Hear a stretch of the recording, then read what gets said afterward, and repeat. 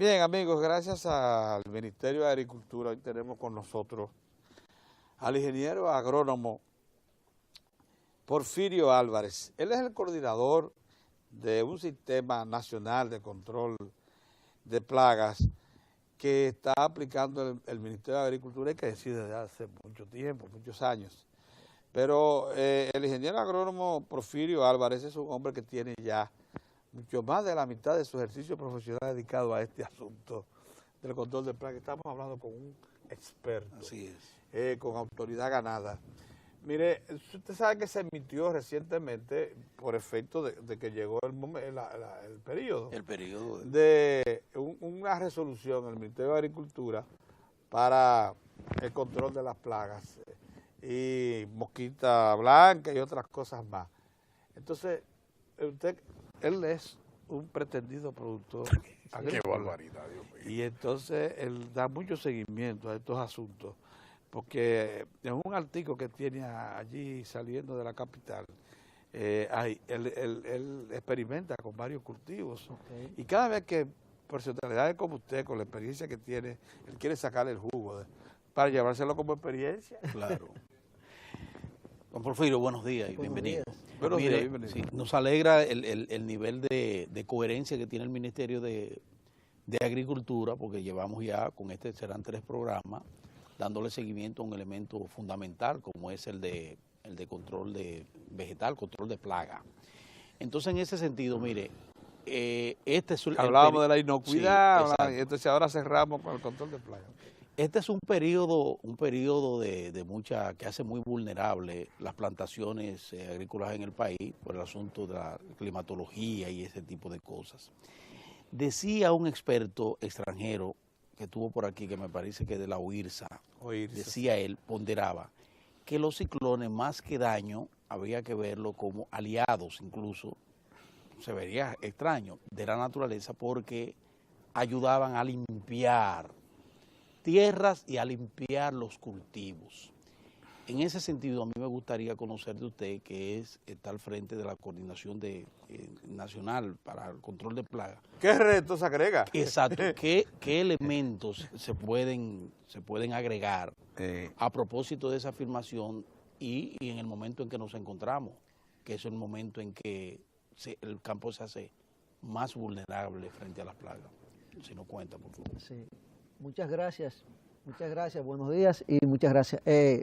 Muy interesante su pregunta.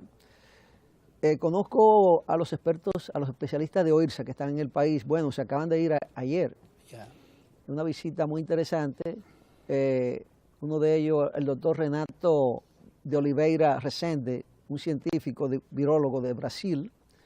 El doctor Carlos Urías, de México. De México, sí. Sí, y está también César Ramos, de México, y Víctor Salguero, de Guatemala.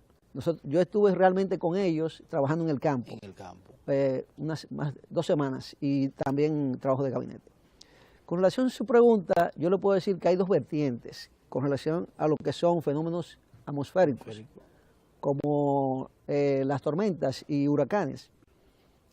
Tienen su lado positivo y su lado negativo.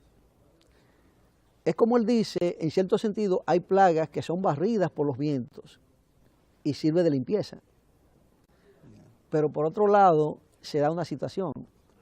Puede pasar de una isla a otra, de un país a otro, esporas. Que lleguen con los vientos. Esporas como enfermedades como la cigatoca negra. Ajá. Y eso está demostrado. Luego puedo poner un ejemplo también, el caso de la langosta de África. Se ha trasladado de un sitio a otro a través de vientos. La esperanza, la esperanza de aquí, esa esperanza. que se come lo que sí. se destruya. Acaba con todo. Aunque la de aquí no es la que está en África. No es esa. No, aquella es la Citocerca gregaria, un nombre científico, que aquí no existe. Y aquella es muy devastadora. Aquí hay una esperanza que realmente no hace daño a los cultivos. Y que lo que come son cositas. Exactamente. Hojitas, pero es así. La pregunta suya es interesante porque realmente tenemos que enfocarlo desde ese punto de vista, de que las tormentas pueden ser benéficas o no, dependiendo. La resolución reciente, ¿a dónde apunta? Tenemos la resolución, bueno, aquí tenemos una copia, Sí. sí, de la resolución 46-2013. Todos los años se emite una nueva resolución, renovando, sustituyendo la anterior.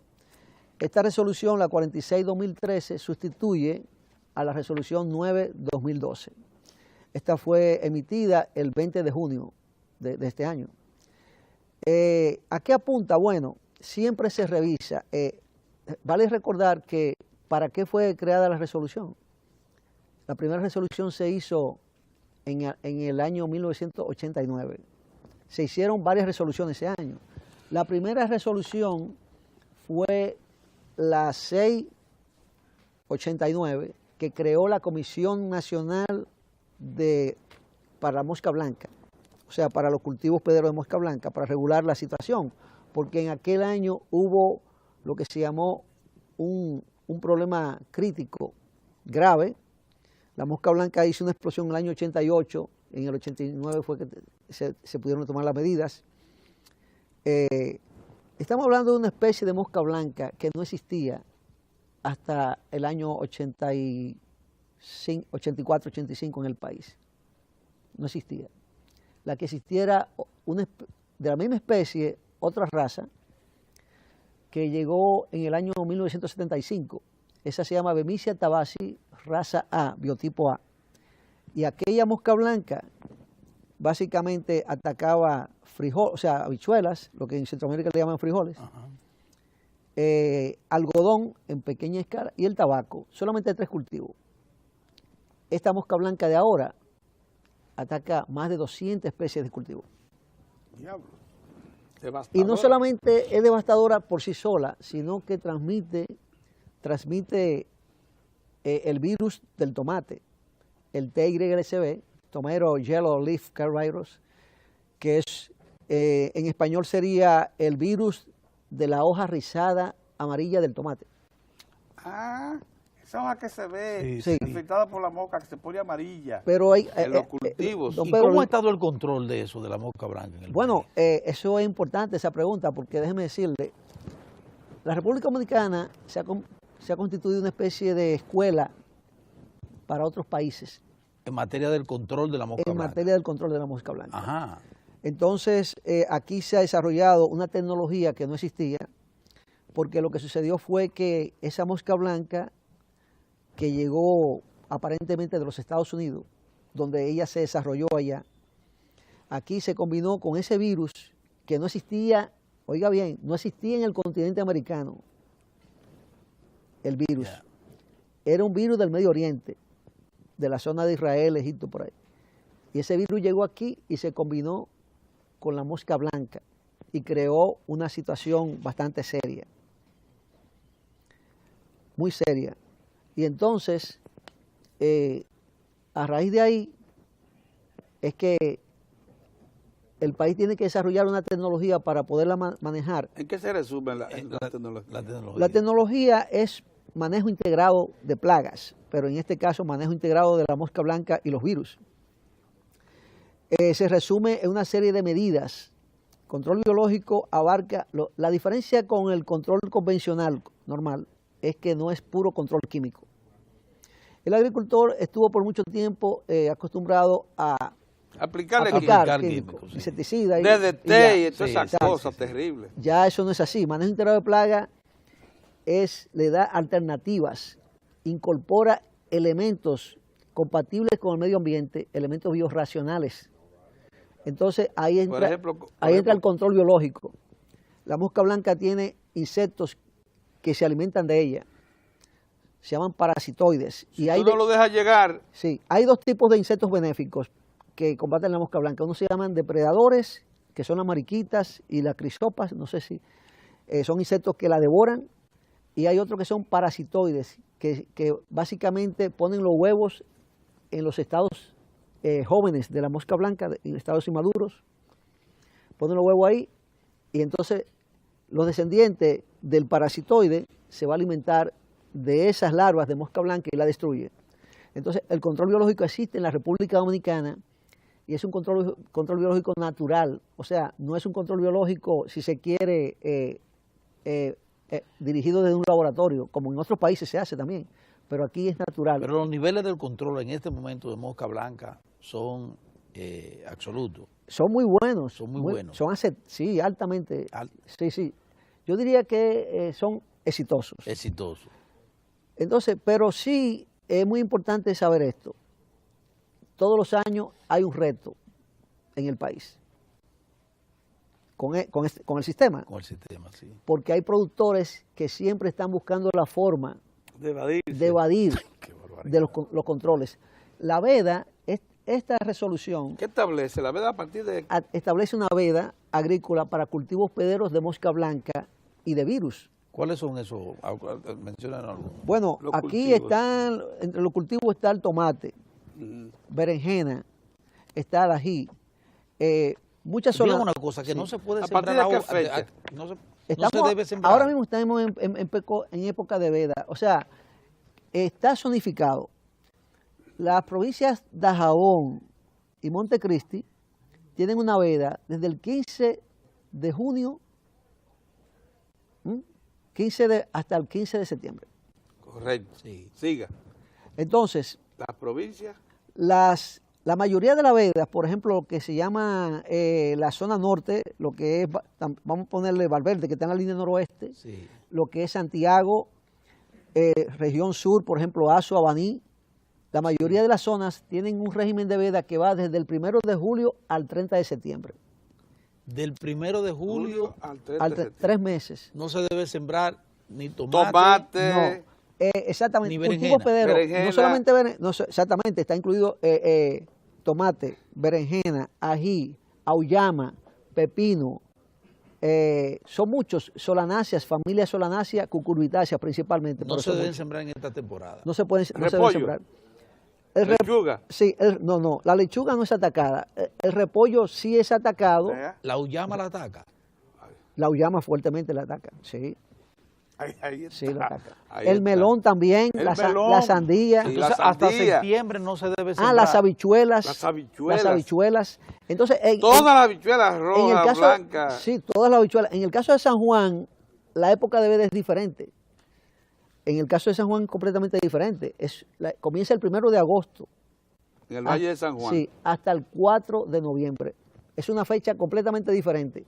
Entonces, en el este, tenemos una veda en San Rafael del Yuma, sí, y en Jobo Dulce de Higüey. Sí. Ahí es también un poco diferente. Pero digamos una cosa, ahora mismo hay un programa. Sí, aquí tenemos del 15 de agosto al 30 de septiembre. Allá en el este. Ahora mismo hay un programa de fomento. Ahí es más corta. Ahora mismo hay un programa de fomento de hortalizas y huertos familiares por parte del Ministerio de Agricultura. Sí. Que lo está haciendo también el despacho de la primera dama, sí, que está en eso.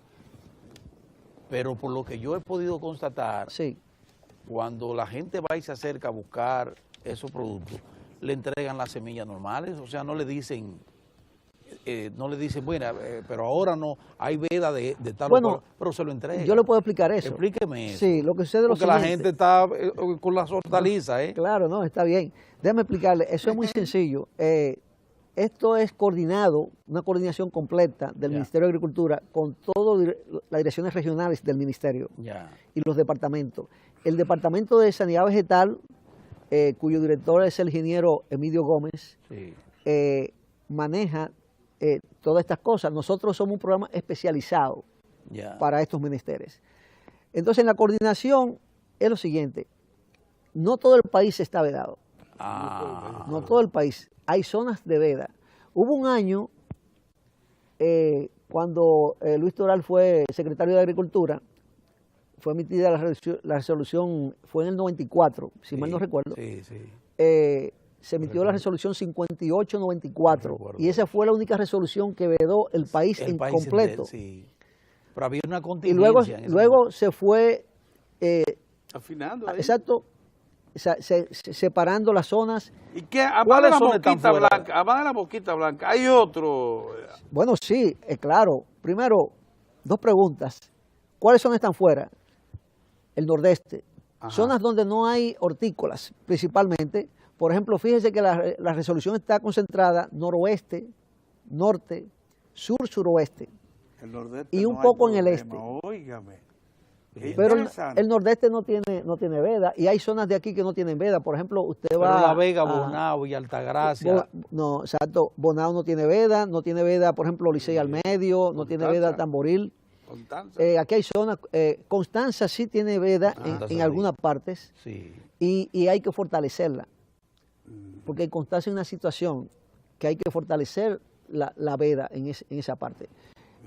También hemos tenido una situación en Baní reciente.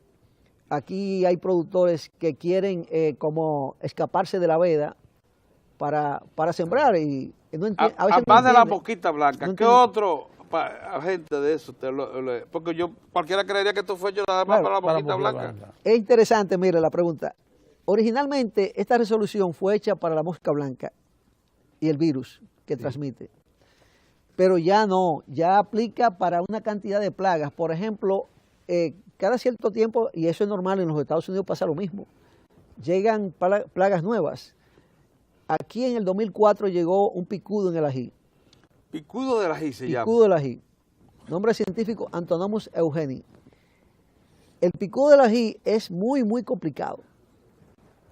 Muy complicado, a un nivel que se han dado hasta rechazos en los mercados internacionales Ya, sí. por larvas del picudo del ají. Entonces, la veda sirve, porque ¿qué es lo que hace la veda? La veda establece 3 meses sin cultivo hospedero y eso rompe el ciclo biológico de la plaga, porque la plaga no tiene cultivos para alimentarse. Ya. Entonces le rompe el ciclo biológico. Ya. Entonces, ¿qué usted hace? Es como si fuera una rotación de cultivo obligatoria. Eso es lo que la veda. Lo que pasa es que es una medida legal. Muy Y bien. eso cae en el control legal dentro del El manejo de picudo la plaga. entonces está prohibido El por qué picudo, tiempo. sí, entonces le rompe el ciclo al picudo cuando hay veda. Ahora, si usted siembra en una zona que no hay veda y tiene, por ejemplo, ají todo el año, usted está alimentando al picudo Pero claro. y va a tener el picudo el año entero. Entonces, esto sirve para muchas plagas. El picudo es un ejemplo, pero hay muchas plagas en el país que la veda es muy útil. Bien, Sí. se nos agotó el tiempo. Usted sabe que lo compartimos los jueves con Sí, Voces de la Voces de la Naturaleza y ahí sí. están los Muy bien, productores muy bien. de Voces de la Naturaleza que lo están esperando.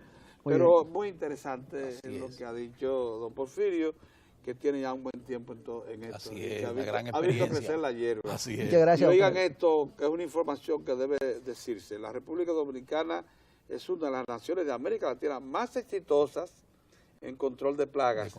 Sí. Porque ha encontrado con estos mecanismos que se están aplicando del 89 que es posible romper el ciclo biológico de las plagas. Así es. Con estas prohibiciones. Por eso ya los agricultores se están sometiendo a ellas, Claro. se han disciplinado. Esto es un país que está avanzando Sí, así en es. muchísimos Sí, planos. Así es. Así es. Así es, don Pedro. Muchas gracias. Bueno, un placer. Igualmente. Placer, Encantado. placer. Bueno, por ahí viene, como ustedes saben, don Paino y don David, con Voces de la Naturaleza. Nosotros nos marchamos y regresamos mañana.